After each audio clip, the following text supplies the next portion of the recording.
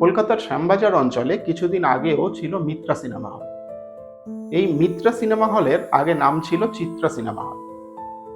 এই Chitra cinema hall ছিল বাঙালি cinema প্রেমীদের কাছে গর্ব। সেই ঘটনাই বলবো।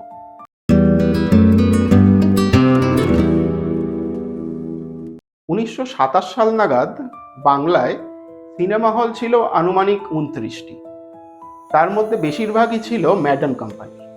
সেই সময় বাংলায় যত সিনেমা তৈরি হচ্ছিল, সেই সিনেমা দেখাবার মতো তত প্রেক্ষাগৃহ ছিল না। নিউ থিয়েটার্সের প্রতিষ্ঠাতা বীরেন্দ্রনাথ সরকার ১৯৩০ সালের ২৯শে ডিসেম্বর এই চিত্রা সিনেমা হলের দ্বারোদ্ঘাটন করেন। এই চিত্রা সিনেমা হলের দ্বারোদ্ঘাটন নিয়ে একটা বিশেষ ঘটনা আছে। বীরেন্দ্রনাথ সরকার ছিলেন নেতাজি সুভাষচন্দ্র বসুর পূর্ব পরিচিত।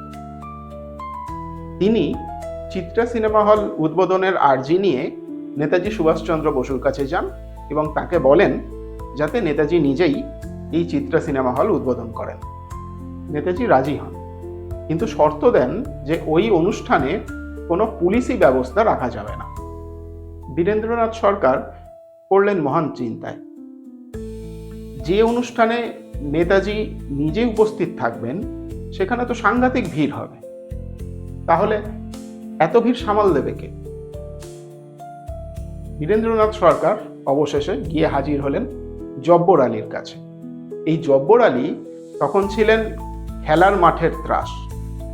খেলার মাঠে যতই ভিড় হোক না কেন, এই জব্বর আলী একাই সামাল দিতেন। তখন জব্বর আলীকে কে না চিনত। ওই দিন নেতাজি আসার কারণে ওই অনুষ্ঠানে যে ঐতিহাসিক ভিড় হয়েছিল, কয়েকজন সাঙ্গ নিয়ে এই জব্বর আলী পুরো ভিড় সামাল দিয়েছিলেন এবং অনুষ্ঠানটা সফল হয়েছিল। ওই অনুষ্ঠানে নেতাজি সুভাষচন্দ্র বসু বীরেন্দ্রনাথ সরকার এবং তার প্রতিষ্ঠানের অন্যান্যদের কাছে আবেদন রাখেন তারা যেন বিদেশি ছবিকে প্রাধান্য না দিয়ে বাংলা ছবি বেশি তৈরি করেন এবং এই সিনেমা হলে দেখান। বীরেন্দ্রনাথ সরকার নেতাজির এই উপদেশ মাথা পেতে নিয়েছিলেন, যে কারণে এই চিত্রা সিনেমা হলে প্রথম দিন থেকেই এমনকি টিকিটটিও বাংলায় ছাপা হতো। এই হলো চিত্রা সিনেমা হলের গল্প। এইরকম বিনোদন দুনিয়ার আরো নানান ঘটনা জানতে আমাদের চ্যানেলটি সাবস্ক্রাইব করুন, আমাদের সঙ্গে থাকুন।